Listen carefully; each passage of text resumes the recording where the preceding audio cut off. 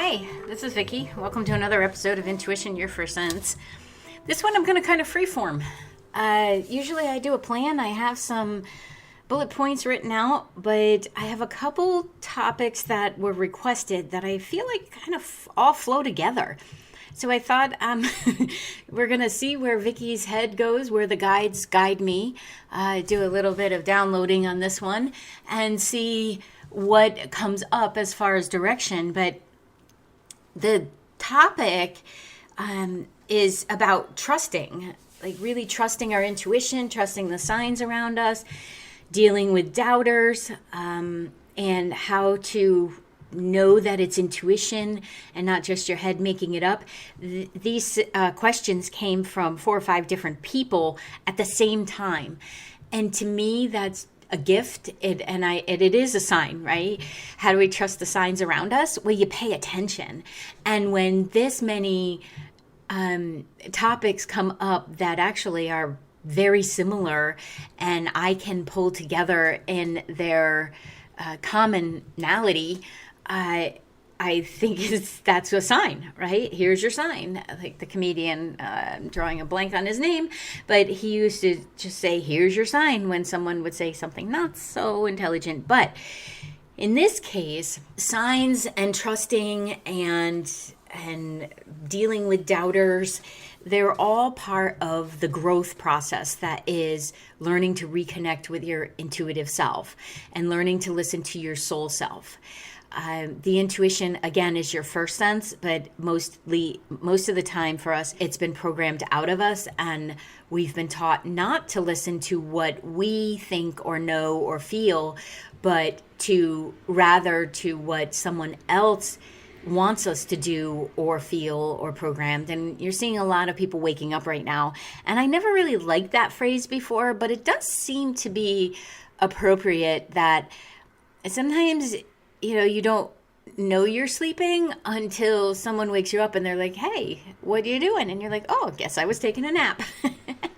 That's what it feels like is happening right now energetically. And then people are like, hang on, like with the patriarchy or with the LGBTQ, waking up to the racism that's going on, that has always been going on, but calling it out more so, being that person who won't tolerate another person being treated like crap, but also waking up to what has been provided for us that we didn't really know. At least there's been some ignorance on my part that I am not proud of, but I am learning so much about the inequity and how I can help with that. And me seeing everyone as a soul and truly who they are is not actually helping as much as I thought it was. I have to use my mouth and I have to use my action points and put my money behind businesses and causes that are actually moving things forward. So all of this is connected with listening to yourself, like listening to what is important. And when I say listen, I don't mean just from an auditory standpoint. I mean from a heart, from your gut, from your whole body process. You know when you are lying to yourself. You know it. That is a good indication of your intuition, right? So instead of beating yourself up for catching yourself in a lie to yourself, the next time it happens, like you say, I'm going to only eat absolutely clean for the next 6 years of my life. And then that doesn't happen. And you're lying to yourself when you go to choose whatever that treat or eating outside of your parameter is that you set. Instead of avoiding it, just look at it and say, whoa, this is my intuition saying to me, my body really likes when I eat like that. And in this moment, I'm making a choice to eat like this. At least then it will be honest. So that's one way of connecting in to your intuitive sense and to at least not be the doubter in your own life. So the process of getting to know this language that's within you, as I've said many times before, you have to spend some time by yourself. And once you spend time by yourself, you start to understand your own internal language. You understand how you process things. Because we could line up, 10 different intuitives, psychics, mediums, channelers, whatever vernacular we're using. We could line them all up on a stage and we would all perceive the energy differently. We would all use our own ways. Like I'm a very, I use a lot of analogies. I like to connect the dots for people because I truly believe we can not only live in our intuitive self, we have to live in this physical body, and the two of them can work so well together that we have to integrate them. So I tend to use things that are analogies of everyday life because I think the brain, I can feel the brain, not I think, but I can feel the brain going, oh, okay, I get it now. So trusting and building my own, I call it my dictionary, came from spending time together. Well, yes, my soul and my human self spending time together. But it also came from me deciding what was Vicky's dictionary. My dictionary, my encyclopedia, my thesaurus is not going to be the same as someone else's. When I perceive an energy of red, I get excited. I get lit up. Someone else might perceive that as anger. So you have to build, if you want to trust signs around you, you have to build your own knowing of what is truth and what is not. And that's why I say, at least don't avoid what you're doing. Look it straight in the face and say, I am making a choice right now to eat these tortilla chips. I stinking love tortilla chips. I am making the choice. Like last night, I was exhausted. I had a full day of sessions and then meetings on top of that. And I was just tired. And I decided that that was my rest day for the week. I was not going to work out as I had planned. I was going to make sure I got plenty of water. I was going to lay on the couch with the remote and watch YouTube videos. And that's what I did. But instead of avoiding having a part of my brain that wanted to talk to me to say, yes, but you need to get those podcasts recorded. You need to get the rest of the course completed. You have to send those emails. I looked it right in the face and said, yes, I do. All those things are very true. And I have to rest. I have to rest my head, my eyes, my body. And anything I say right now probably isn't going to make sense. So I choose to be in this space of relaxing my whole self so that I may show up tomorrow and bang these things out. All of this is part of trusting the signs around you because you've learned the language within you. Does that make sense? I hope you're nodding your head right now. Because if you don't understand your own language and how you process things, how are you going to read the signs that are, I do believe, being given to you? Or how are you going to trust that that's what it is? So in the example of signs, like I know the correlation between dragonflies, hummingbirds, birds, and animals representing spirit and those who have passed. I believe in it. I know that that's true. However, it is not every flipping bird you see is your mother. Every squirrel you see is your dad, or every dragonfly has a message of spirit. Take a moment and appreciate all of these amazing beings for who they are.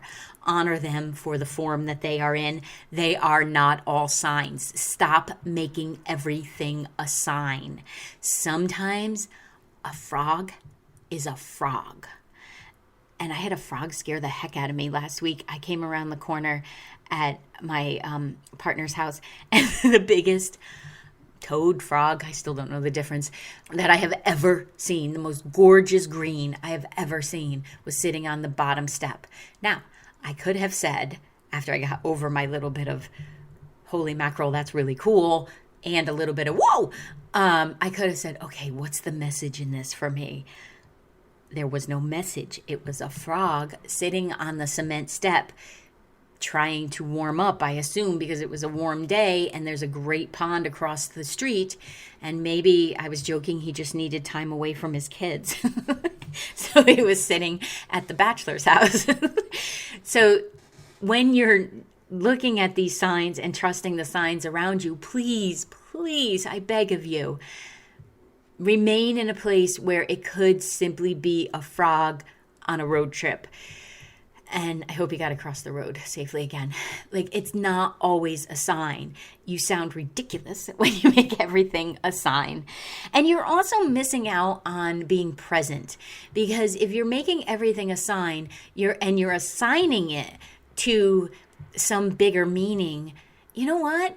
The most beautiful meaning and times in life is when we just pause, and when we are in awe of how the heck did that tree get shaped like that? Or I'm always asking questions and wondering.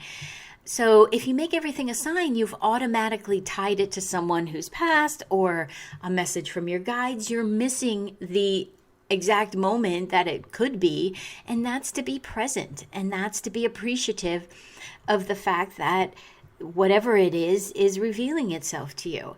So when you do that, it will strengthen the knowledge of when something truly is a sign, when something truly is a message from a guide saying, hey, pay attention to this.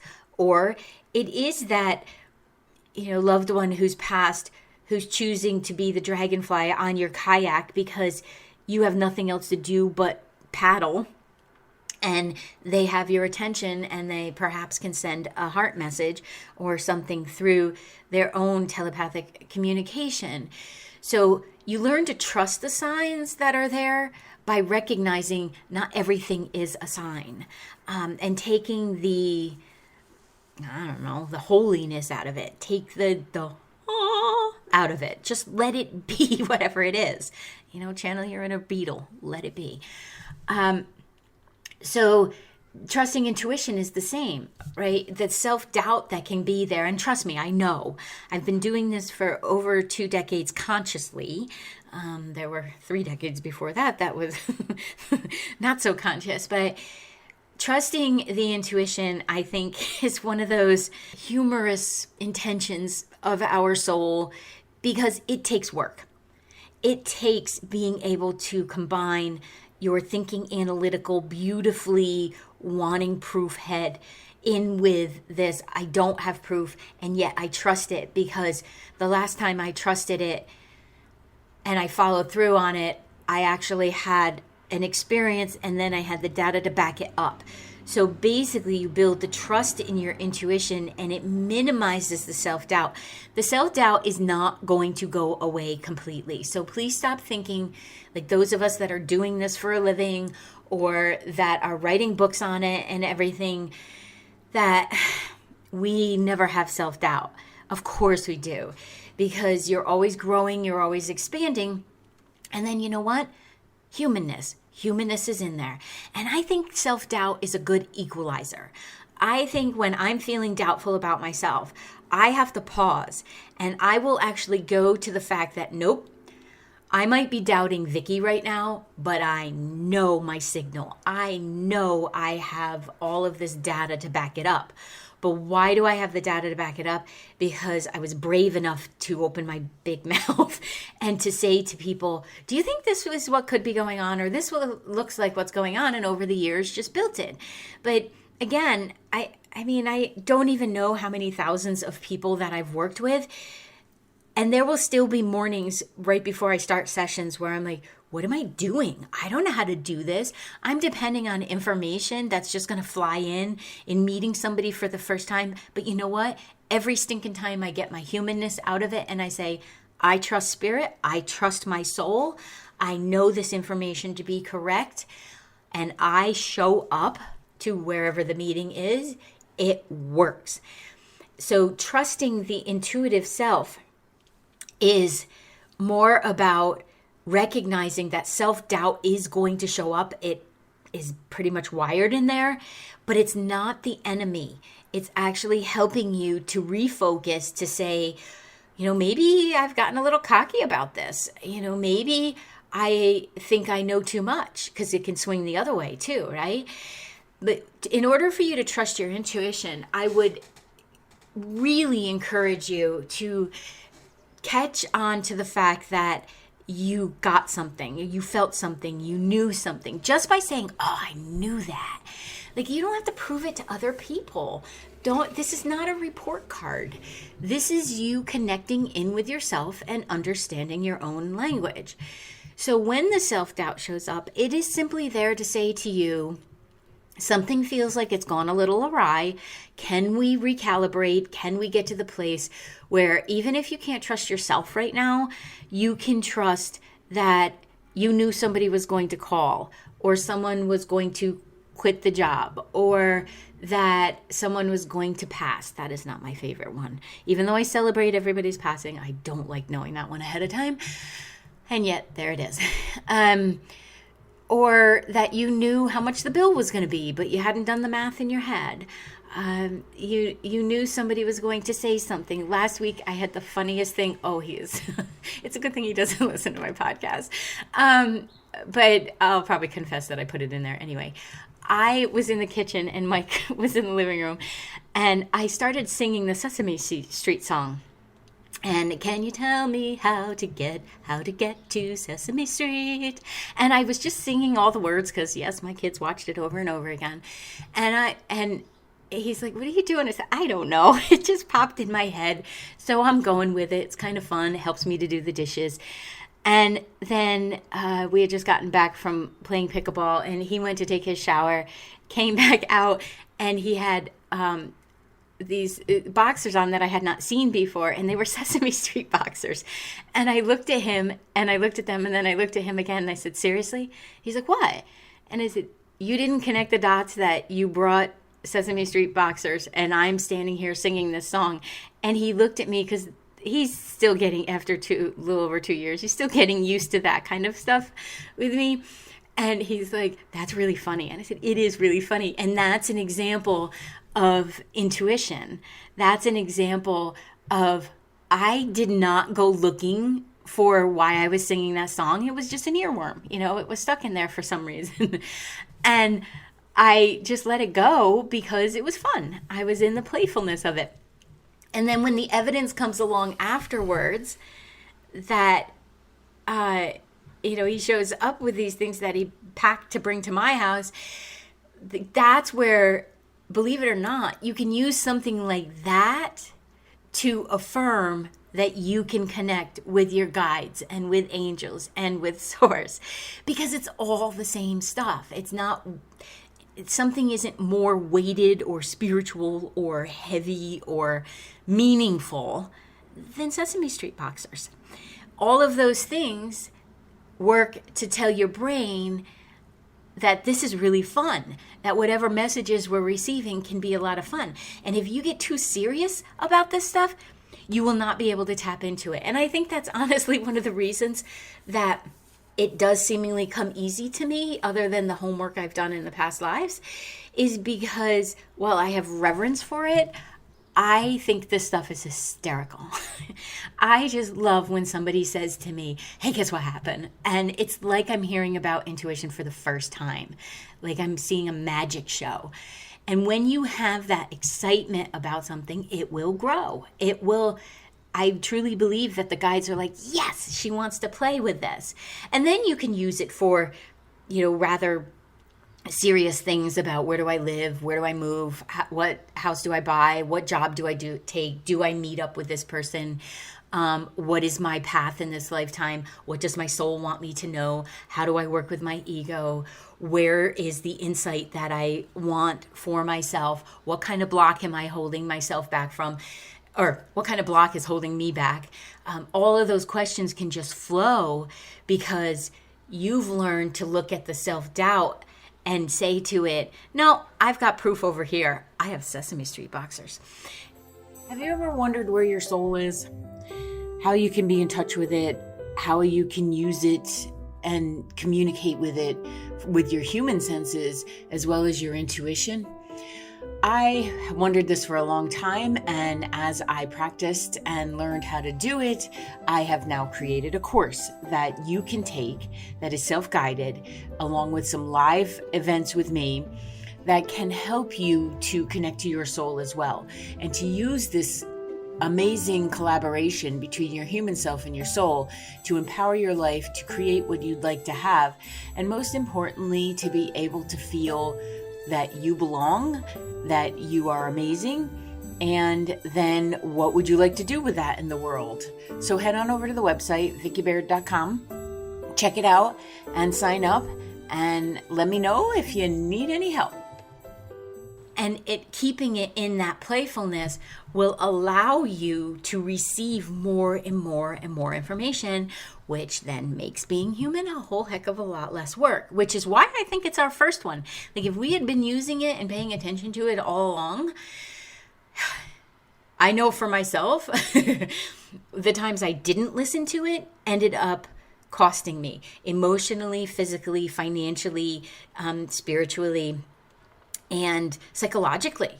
So if you learn to trust it, knowing that there's going to be this aspect of your personal self that might get in the way occasionally, but you don't beat that part of it up, you just go get the evidence, then you will trust that the intuition is there. It's one of the other questions I had was, how do I know if it's insight or just my imagination? Well, my friend, you cannot have an heightened intuitive sense without a good imagination. They come from the very same aspects of your soul, of your brain, both places, not one or the other, both places. If you don't allow yourself to imagine what could happen, or you ever let your head just wander and tell the story it wants to tell, and then you come to the end of it and you're like, that was actually pretty funny, or it makes up stories, or it gives you a movie or whatever. You need that imaginary skill in order to tap into your intuition, because it is not 3D. It is not right there in front of you proving what it is. So if you can't let your mind wander, start there. Practice being imaginative. Practice the I wonder, or what if this happened, in a what if way, not what if, like not a woe is me place or worst case scenario, but what if this happened? What if I was offered that writing gig and someone wanted me to write a book about all this, and they paid me to write about all of this, and I was able to concentrate on that and bring the information to people by doing a writing retreat that I've always wanted to do, and by the water, thank you very much. What if that was something that is pending right now in the universe, and it just hasn't been delivered to me by phone call, text, direct reach out, not through those emails where you're offering me to be my literary agent. I really need you to contact me directly. What if that were to happen? See, that's an example of imagination where I let my mind wander into what I really want to happen, what I know will happen at some point. But what if that happened like right now? What if that was delivered right now? That's a way to strengthen the intuition, because you know what? When that gets offered to me really soon, I will be able to say, oh, this is so cool. And it's also because I allowed myself to have imagination, to let it travel. That's why when kids are telling me a story, I will ride that story until the very end, because I want to know where their brain is going, but I also want to help them to fire those synapses, to get those neural pathways working in a place of possibility that then can become probability. So if you are trying to discern what is my intuition and what is my brain making something up, well, your brain making something up will have a story. It will be part of that imagination nation. It will be thinking about what's possible next. That's your brain. If something drops in, like the Sesame Street song, just dropped into my head and came out my mouth, which happens a lot. I removed a lot of filters that I used to have. So if you let that intuition, if you let that information just drop in and you acknowledge it, that, wow, this came from I don't know where. It doesn't matter where it came from. Intuition, messages from spirit will always be supportive. Now, when I say supportive, it does not mean that everything will be, rainbows, butterflies, and unicorn farts. No, it won't. It may be, this relationship is not for you. What are you going to do about it? And then you're like, Schnitzel Fritz, it's not for me. What am I going to do about it? That drop in where you're not thinking about it before and it just shows up. You can set about 99.9% accuracy that is intuition. And then you ask it questions. Then you say, okay, what am I supposed to do with that information? What direction? And when I say supposed to, don't think it's being ordered from somewhere. It's just bad English languaging of what can I do with this information? What else would you like me to know? And then you can become what I call the reporter. Who, what, where, when, why, and how. You start asking that intuitive sense, but you also need to be somewhat observational of it. If this is your own stuff, you need to watch it like that movie and step back and just be like, okay, what am I figuring out here? Because believe it or not, intuition does not have a lot of emotion with it. It's often very bold, direct. Here's what needs to happen. And that's why when I'm doing a session and I suggest something, because I have the years of experience, I can stand pretty firm in what I'm seeing, hearing, feeling, and intuiting. And someone says to me, no, that's not possible, or I couldn't do that. I'm not going to argue with you, but I will say, okay, let's leave this here. And it's because it comes through with such a surety and a knowing without emotion. Like if there's a bunch of emotion in there, you are not tapping into your intuition. You're tapping into your psyche or your unsupportive side of your ego. So doing this, trusting your intuition process is a combination of recognizing when your head is running away with you and just telling a story because there's emotion involved, and when it just drops in. And this is actually why being present and learning to focus is important, because you have to be able to catch these things when they happen, because intuition is also pretty subtle. I know people want it to jump up and down and bells and whistles and cosmic 2x4s and all kinds of stuff like that, but that's not likely to happen. It's more of a knowing, a dropping in, a word here and there, a sensation, trusting that actually happens. And you just have to practice. You have to work this stuff. There's no magic pill. There's no flip of a switch, but it can be fun. And the collecting of the data is what's fun. Okay, I do get excited about analytical stuff. And that's what this stuff is, right? You want the evidence coming back to you to be able to say, I hit that one on the head. That's what people say to me the most. You hit that nail on the head. You hit that on the head. You hit that on the head. Boy, that's right on the head. Hit that nail on the head. So many people have said that to me over the years that I've actually considered making it one of my taglines. But it's about the accuracy. And why? Because I stopped at times to listen to this. And is it 100%? No, absolutely not. But you know what? I'll take even a 65% over 0. So it takes a willingness to build these muscles, because intuition, although it is your first sense, it needs to be attended to and listened to and practiced. And one of the ways you can do that is connecting with your soul. Go take the soul course I have up on the website, because it's going to be a series of courses, but it will walk you through how to connect to yourself so that you can trust that when someone is saying something to you and your gut is saying, no, that just doesn't feel right, you can absolutely trust that I'm going to listen to what I'm feeling, because that has proved to be so true for me over time. So, insight or imagination. Imagination is often telling a story, but it's necessary in order to receive insight. Aren't we so fun, complicated human souls walking around? And this is why I want to bring the information, because the more you know about this stuff, the easier it is to work with. It's not unlike when I have a muscle or I have something going on in my body and I'm having a hard time working out or stretching it or something, I will ask Justin, how does this connect to the rest of my body? Because maybe there's something else that maybe I'm compensating on the other side, or I didn't stretch enough, or it needs just a little bit more attention, because that knowing I have is connecting to likely the pain I have.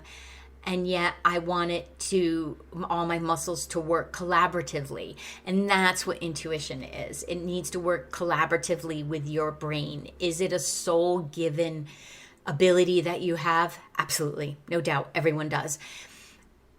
It's those that will say, and yes, I have a brain and I want everybody to play nicely together, and this is how I will do it, that will enhance and then eventually minimize the self-doubt that will help you to trust when you're receiving the information and to trust the signs. So thank you so much to those who are sending in the questions and wanting information. If you have doubters in your life, you know what? The one thing I do is I don't feed a doubter. I just consider it to be that plant that you're not supposed to feed because it's going to eat you, the Venus flytrap plant. American Shop of Horrors or something like that. So I don't feed the doubters. If there's a doubter in my life, I can doubt myself and I'm not going to feed the doubter within me. I will listen to it. If there's a doubter in my life and dealing with that, because this can get in the way of trusting your intuition, is why I'm bringing this up. If you focus on the doubters, you're going to have more around you. Point your energy towards the supporters, towards those that like the same information that you do. And I've met people who say it's all hogwash. That's fine. They can believe it is. Isn't hogwash just water? Anyway, not digressing there, but you can use them as a reflector of where is the doubt within yourself if you'd like. But if it's a case of they're saying, don't do that, this isn't okay, or you're worshiping the devil or whatever else is there that they're going to say, it's best to just don't make eye contact and walk away, because there are so many people that are afraid of tapping into their own knowing. And I think that's where their doubt comes from. And you just never know. If you handle it kindly, I've had this experience where I've said, it's okay. You don't have to believe in what I do. I hope you believe that I would never, screw somebody over or, play some kind of trick on them by saying that this is intuition, that this is psychic ability or anything. I hope you know that. But if I've said to people, you don't have to believe in all of this. I can still respect who you are. We likely won't have very deep conversations or anything, and that's okay. And had them years later, I'm talking 10, 11 years later, circle around to me and say, and I've long forgotten it, right, because they don't hold that stuff, but circle around to me and say, I've had some experiences.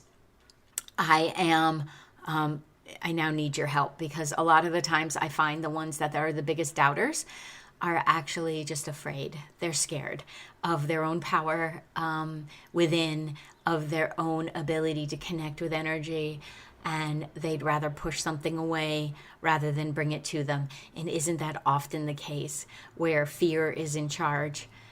So if you don't feed that fear, if you say, well, I believe in what I believe in, and I'm not hurting anyone with it, and I can still respect who you are, and maybe that means we're not communicating, but I don't have to prove to you anything.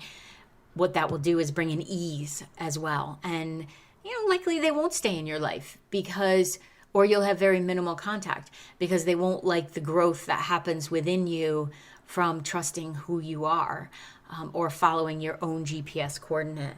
And to me, I would much rather have that. I want the truth of any situation, even if I have some sadness or grief or processing that I have to do around it. I would much rather have the truth.